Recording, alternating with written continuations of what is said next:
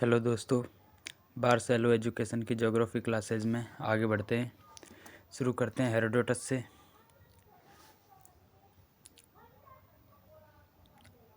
अब हेरोडोटस के बारे में जानते हैं।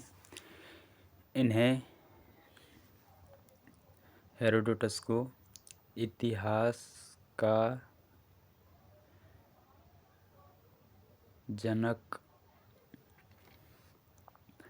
माना जाता है।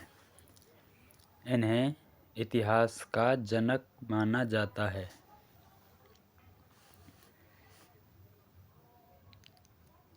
इतिहास पर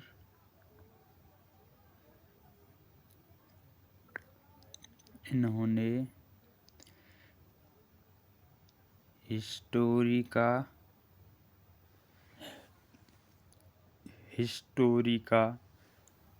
नामक पुस्तक लिखी। हेरोडोटस को इतिहास का जनक माना जाता है और इतिहास पर इनकी पुस्तक है एक हिस्टोरिका। विश्व में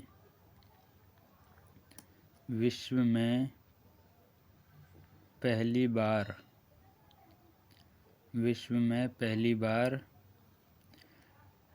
हेरोडोटस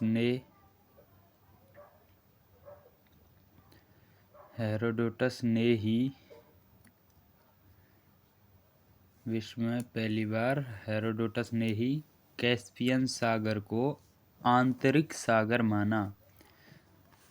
उस वक्त तक कैस्पियन सागर को लोग बाकी समुद्रों की तरह, जो ध्रुवीय समुद्र हैं, मतलब किनारे के जो समुद्र हैं, उनकी तरह मानते थे, लेकिन इन्होंने उसे एक आंतरिक सागर बताया। कोई समुद्र जो हिंद महासागर है, प्रशांत महासागर है, इनकी तरह नहीं मान के इसे एक आंतरिक सागर की संज्ञा दी।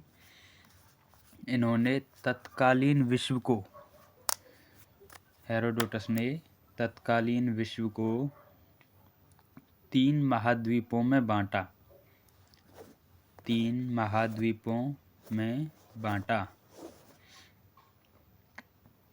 अब 3 महाद्वीपों में सबसे पहले देखते हैं हम। पहला है यूरोप, दूसरा है एशिया, तीसरा लीबिया, जिसे अफ्रीका, जो हम वर्तमान में अफ्रीका जिसे मानते हैं, उस समय इन्होंने लीबिया नाम दिया था। तो अगर कहा जाए कि विश्व को 3 महाद्वीपों में किसने बांटा था, तो वो हैं हेरोडोटस। यूरोप, एशिया और लीबिया। अब आगे बढ़ते हैं। हेरोडोटस ने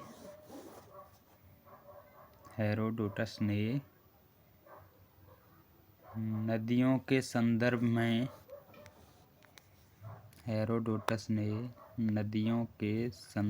में डेल्टा शब्द दिया। जो डेल्टा शब्द आया है नदियों के लिए जिसका इस्तेमाल करते हैं, उसका प्रयोग हेरोडोटस ने ही किया था। और किस नदी को लक्ष्य रखते हुए किया था, वो है नील नदी के लिए इन्होंने डेल्टा शब्द दिया। उस वक्त नील नदी के बारे में चर्चा कर रहे थे, तब इन्होंने डेल्टा शब्द का प्रयोग किया था।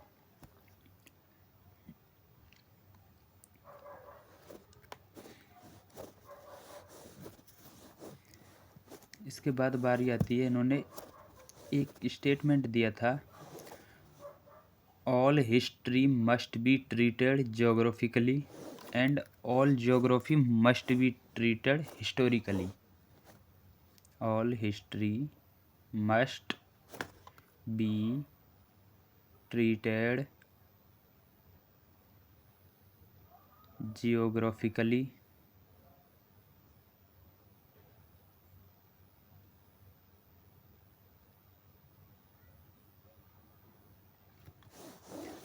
and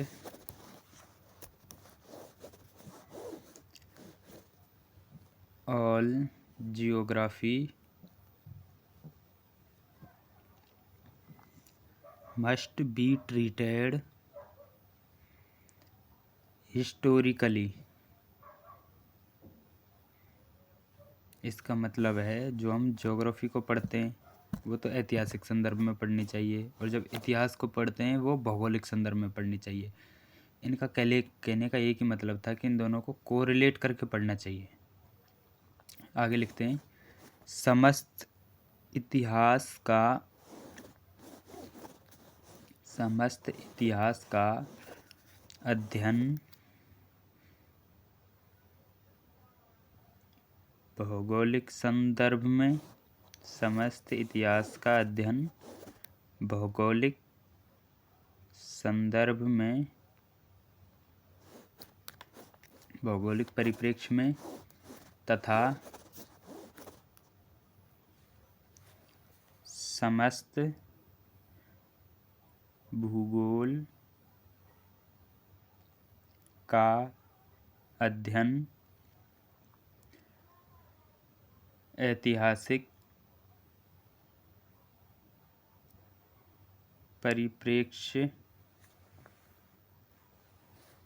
में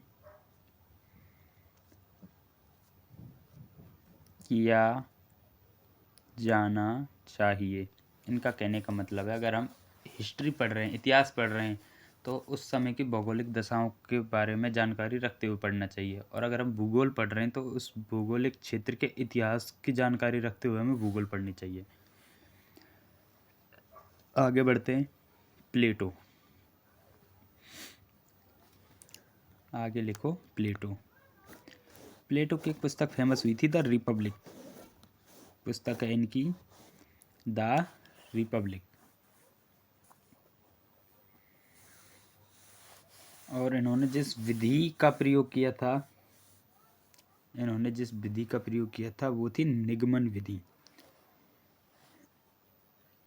तो प्लेटो ने कौन सी विधि दी है? निगमन विधि। शिक्षण की विधियों में इस विधि का बहुत रोल है, आगमन विधि और निगमन विधि। तो निगमन विधि किसने दी है? प्लेटो ने।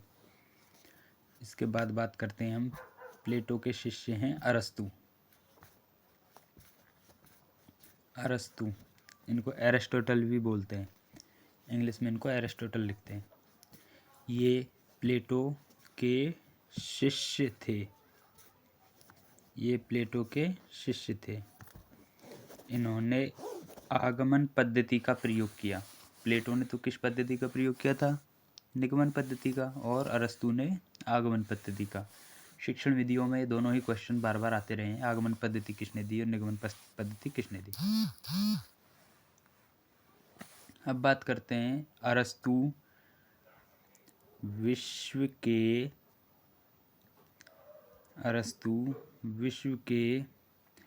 प्रथम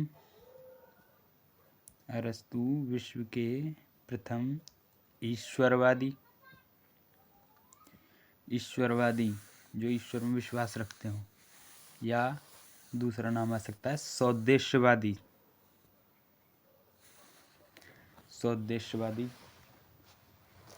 इसके अलावा ये भी कहा जा सकता है आस्थावादी।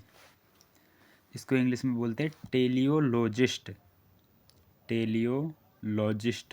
अब या तो इसे इस तरह लिख देगा, हिंदी में ही टेलियोलॉजिस्ट लिख देगा, या फिर इंग्लिश में भी लिखा सकता है टेलियोलॉजिस्ट।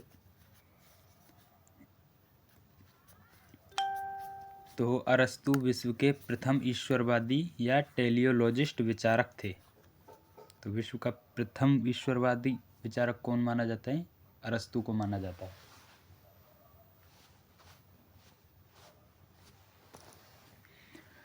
आगे बढ़ते हैं इसी कड़ी में। अब बात करते हैं थियोफ्रैक्टस की। प्लेटो के शिष्य कौन थे? अरस्तु। अब ये जो थियोफ्रैक्टस है, अरस्तु के भी शिष्य हैं। तो थियोफ्रैक्टस, पहली लाइन तो यही लिखेंगे, ये अरस्तु के शिष्य हैं।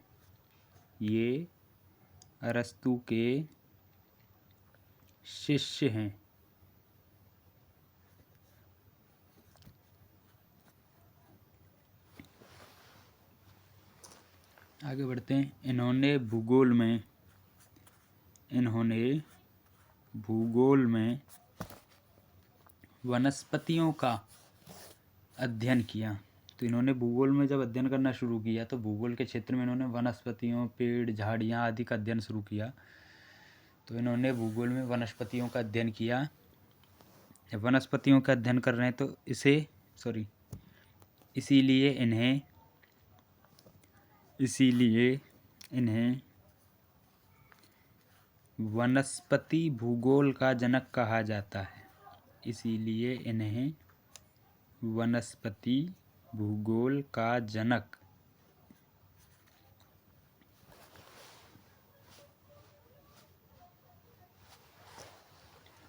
कहा जाता है।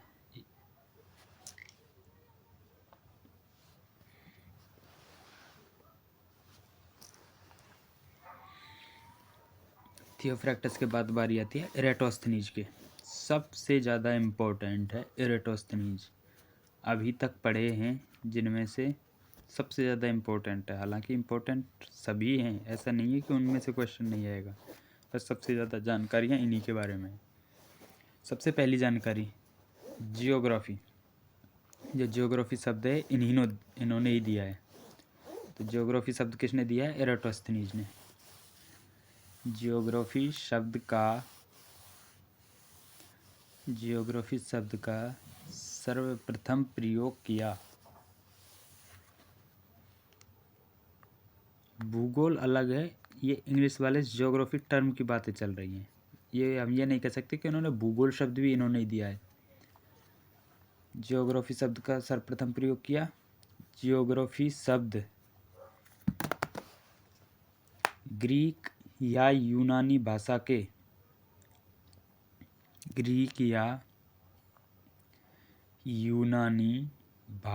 के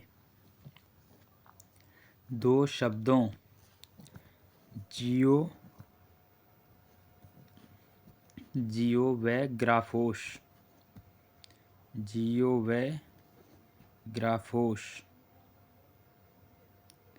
से मिलकर बना है। जियोग्राफी शब्द दो शब्दों से मिलकर बना है। पहला तो है जियो, दूसरा है ग्राफोस। जियो का अर्थ होता है पृथ्वी और ग्राफोस का मतलब होता है अध्ययन करना। लिखो, जियो का अर्थ है पृथ्वी एवं ग्राफोस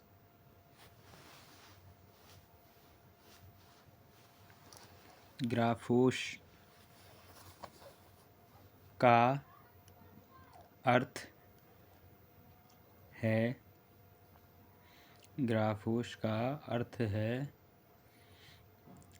अध्ययन करना या वर्णन करना भी हो सकता है।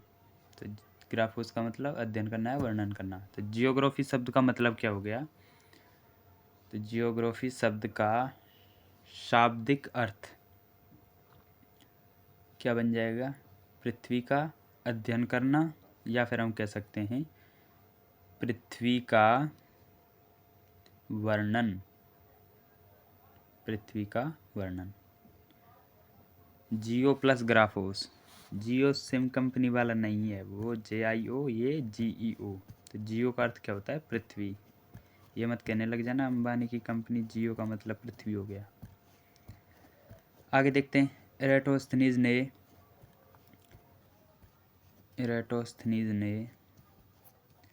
क्रमबद्ध भूगोल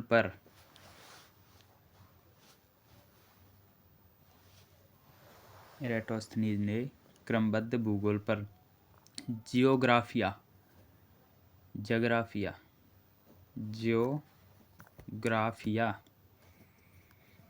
पुस्तक लिखी। इरेटोस्थनीज ने क्रमबद्ध भूगोल पर जियोग्राफिया पुस्तक लिखी। अतः किस पर लिखी है? क्रमबद्ध भूगोल पर। अतः इन्हें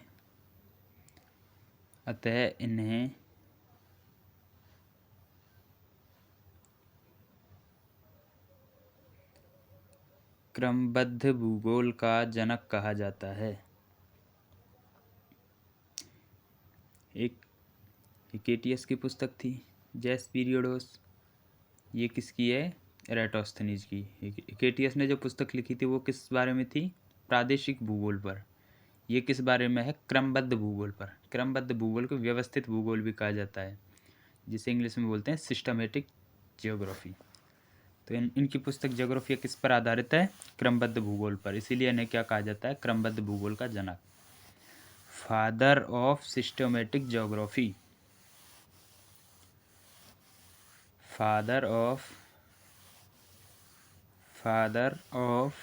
सिस्टमेटिक ज्योग्राफी। Systematic geography.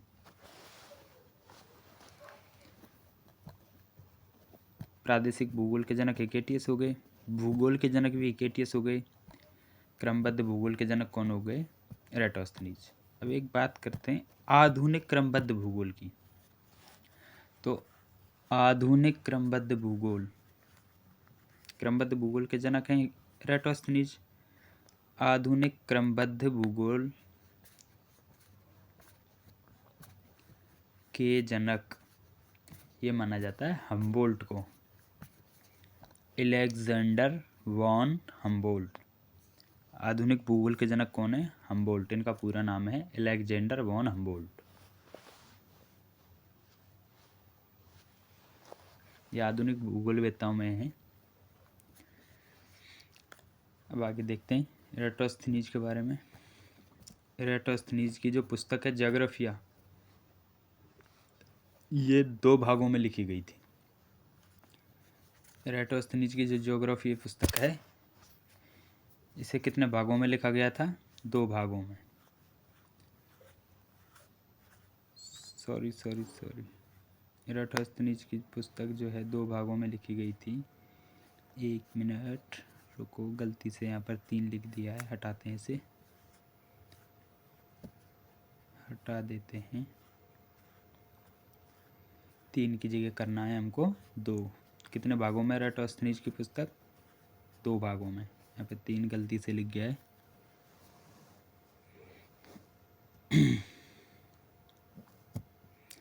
तो एराटोस्थनीज की जो पुस्तक है ज्योग्राफिया किस पर आधारित है? क्रमबद्ध भूगोल पर या व्यवस्थित भूगोल पर। कितने भागों में? 2 भागों में। अब आगे देखते हैं। 2 भागों में से प्रथम भाग है, इसके प्रथम भाग में किसके बारे में जानकारी है? यूरोप के बारे में।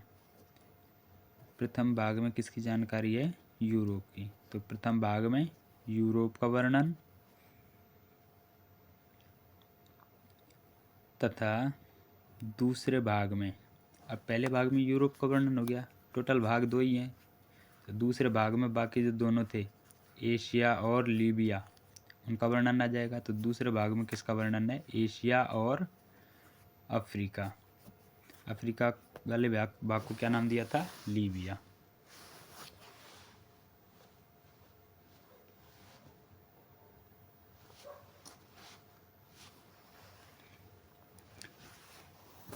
आगे बढ़ते हैं, अभी और जानकारियां हैं।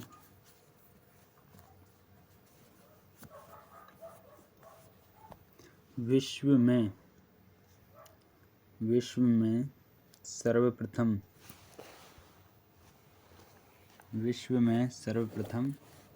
एराटोस्थनीज ने पृथ्वी की परिधि की गणना की थी।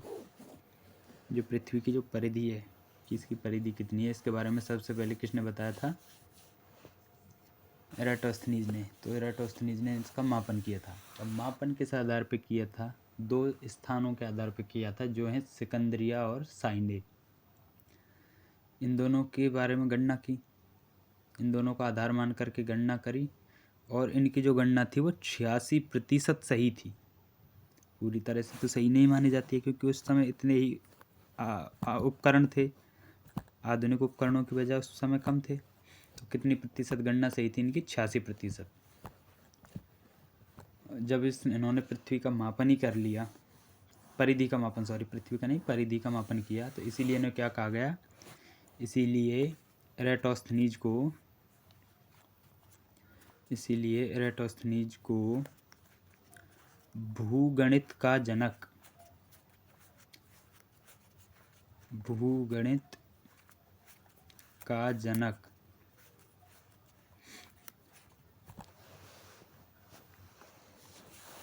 वो गणित का जनक, फादर ऑफ जियोडेसी। जियोडेसी क्यों कहा गया इन्हें? क्योंकि उन्होंने किसकी परिधि का मापन किया? पृथ्वी की परिधि का मापन किया। कितना प्रतिशत सही था? 86%। वो गणना किस तरह की थी आगे लिखें। इरेटोस्थनीज ने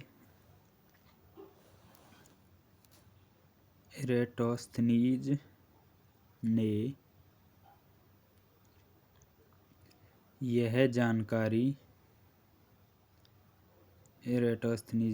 जानकारी सिकंदरिया स्थान का नाम है, अलेक्जेंड्रिया जिसे बोलते हैं, सिकंदरिया व साइने, ये एक दूसरा स्थान है। सिकंदरिया और साइने की जो बीच की दूरी है, सिकंदरिया व साइने की दूरी के आधार पर प्रस्तुत की।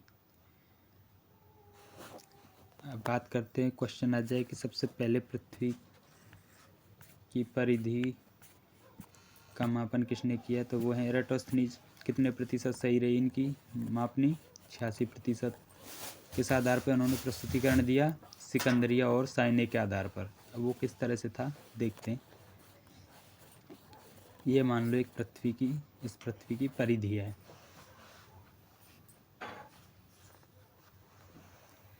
ये परिधि हो गई। अब इसमें एक स्थान सिकंदरिया है, ये स्थान मान लिया क्या है? सिकंदरिया। और नीचे वाला कौन सा है? साइने। और इन दोनों के बीच का जो कोण है वो है 7 डिग्री 12 मिनट। ऊपर वाला स्थान हो गया सिकंदरिया,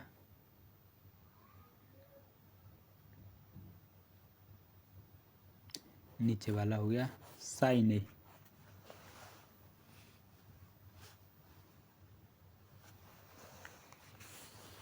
अब इनके बीच की दूरी, सिकंदरी और साइने की जो बीच की दूरी है वो थी 500 मील। वो थी 500 मील। अब हमारे पास दूरी दी गई है, जैसे एक त्रिज्यखंड की जो चाप है वो माना जा सकता है, और हमारे पास कोण है, कोण का मान है, तो गणितीय विधि से इसे निकाल लेंगे।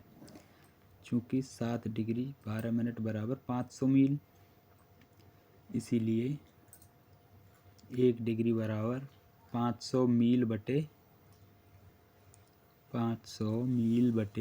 7 डिग्री 12 मिनट। 1 डिग्री की वैल्यू आ गई। और वृत्त में कितने डिग्री होते हैं कुल? 360 डिग्री। तो 360 का निकालेंगे तो 500 मील बटे 7 डिग्री 12 मिनट गुणा कर देंगे 360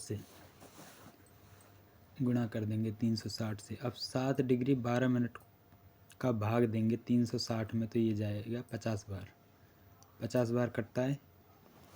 अब कैलकुलेशन के थ्रू हमें 500 का गुणा करना है 50 से, तो क्या आ जाएगी? कुल परिधि, क्योंकि 360 डिग्री आ जाएगा। 360 डिग्री वृत्त की कुल परिधि में जितने भी एंगल होते हैं वो 360 होते हैं। तो परिधि आ रही है 500 मील गुणा 50। अब ये जो परिधि है किसके अनुसार है? इरेटोस्थनीज के अनुसार। इरेटोस्थनीज के अनुसार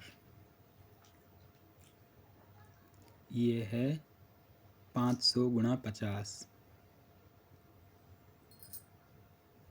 कितना की? 25,000 मील। 25,000 मील। जबकि पृथ्वी की वास्तविक जो परिधि है ये इरेटोस्थनीज के अनुसार थी 25,000 मील। वास्तविक जो परिधि है वो है 24,800 मील। पृथ्वी की वास्तविक परिधि, ये दूरी की जगह हमें काट के परिधि करना पड़ेगा, 24,800 मील। अब इनमें कितना सा अंतर बचा है? बस 200 मील का डिफरेंस है, जो इरेटोस्थनीज ने उस टाइम पे बताया था और आज के अत्याधुनिक उपकरणों से जो हमें ज्ञात हुआ है वो उसमें 200 मील का अंतर है। अब हो सकता है वो 200 मील का अंतर इस एग्जैक्ट कोण ना बताने के कारण आ गया हो, जो ये कोण दे रखा है इसकी वजह से। तो इरेटोस्थनीज का योगदान बहुत ज़्यादा है।